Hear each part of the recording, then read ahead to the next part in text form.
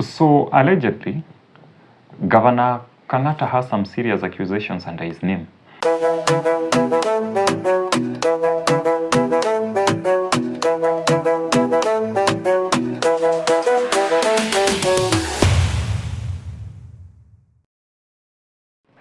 Irungu Kang'ata, Muranga's finest, the best performing governor in Murima and its environments. You know, there's always that one leader that we can believe in and be like, at least this politician is different from the rest of them. This one is maybe the last of his kind, a rare species, and by all means, Irungu Kang'ata has fitted that title. But now, here comes an issue. So the skeletons have started coming out. And what is the story? That Boeing and Ethiopian Airlines might have been defrauded well over 800 M, proceeds of money that was to be paid to families that lost their kins in the 2019 March Ethiopian Airline plane crash. Now, the interesting story is this, that hawa wote wenye alikuwa naklemia pesa were all employees under him. We remember that during that plane crash, at least 36, if I'm not wrong, because there were 32 people with Kenyan passports and 4 with dual citizenship. So had a Kenyan passport and also for another country. So there was a claim for insurance that was to be made to Boeing. So Irungu Kang'ata was the lawyer for these guys, the allegedly 8 employees of his. So there was a lot of issue in parliament where they were saying that the victims have not been able to get the death certificates of their kins, and so the Senate was to kuingilia kati and help expedite on the matter, in as much as the Ministry of Foreign Affairs had declined this request. So Irungu Kang'ata, in his own wisdom, found it best to go the Senate way so that it can be enforced through a policy statement coming from the Senate.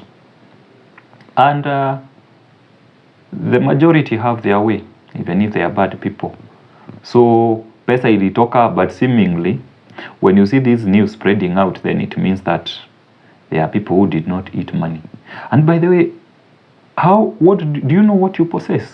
You know, I heard of a story of someone who was walking past a government building and then he walked out with a very big NYS tender. Might we tend to forget? So, do you know what your details have been used to do? Do you really know? Because this issue of the governor's employees having been victims of such a matter is something that should bring us to more interest, or to take keen interest on how our data is being used.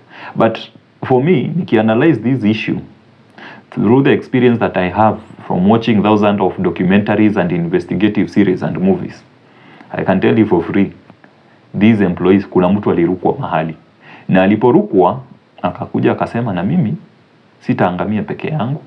And that is how we got to know the story. Because how could you Google your name about the people who are supposed to benefit from about the beneficiary of a plane crash, and you are not you are definite that you do not have any interest in the matter? And then when you get to know, that's when you get to reach out to your colleagues or so former colleagues to inform them that mazedi liliiva na ni kama tulitokwa. So allegedly, Governor Kangata has some serious accusations under his name, among them being falsifying documents, aiding impersonation. I'm not a lawyer like him. Acha nipunguze rusungu mingi. Kizungu ya lawyer na hata inisaidi. But the bottom line is that this nigga has some serious integrity issues, because some good money must have hit his account. Just imagine representing at least 8 people, and each of them was being paid a rough estimate of at least 100 million per person.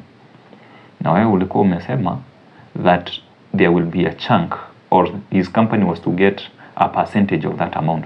Now, of course, we can be so sure as the sun will rise tomorrow that these people did not lose any of their kings.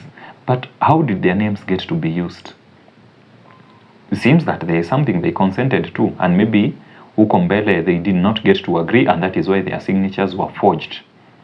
Anyway, our seasoned lawyer, former governor, and current governor, His Excellency Irungu Kang'ata, decided that with this problem he'll just blame Ruto, because the last time I checked, all bad things wekelewa shetani, not even Ruto. But at moments like this, we still need someone to come to our defense. Remember, blaming someone is good, but at this time we need to come to Kasongo's defense, because kila mtu abebe mzigo yake. Kama uliiba pesa na Kasongo hakukula, then Kasongo should not be part of your problem. Kasongo will deal with him squarely. So apparently when Duncan Ahemba and his nation team requested that the governor gives them an interview on the same matter, he declined. But in their wisdom, they decided to use a secret video. And that is usually a very lethal weapon, especially in the court of public opinion, because utasikia Mkenya amekuuliza tu, uko na video tuone. Now, in this secret video, he was not aware that he was being recorded. And so he became himself. And there's such an evil laughter that he let out that ran chills down my spine. You know, that kind of laughter that gives you, like, what you gonna do? Like, mutadu? In fact, when you hear the story, another thing you have to consider is that all those people will appear on TV. They will do affidavit to recant. Yeah, it is possible. Yeah. You know, there are Muranga people. Yes. They'll say, hey, okay, I didn't know. Hey, this is not what I thought I said. In fact, I was speaking in English or what. They will all silence. This was a fake. That is okay. Yeah. Sasa naisha happen mutadu, and I'm the governor. I've ensured that everything is clean. Those people have recanted the evidence that they had put. So what you gonna do? But something happened, and apparently the story was aired, and I think it must have been a shocker for him, because he thought that he had cleaned his mess. Now I'm wondering if this is one of the good governors that we have, and is the one of the few men that we can say we can trust as politicians, then where are we headed to? I mean, who can we trust? I mean, we can only put our trust in the Lord. Psalm 121 enye wa Kenya.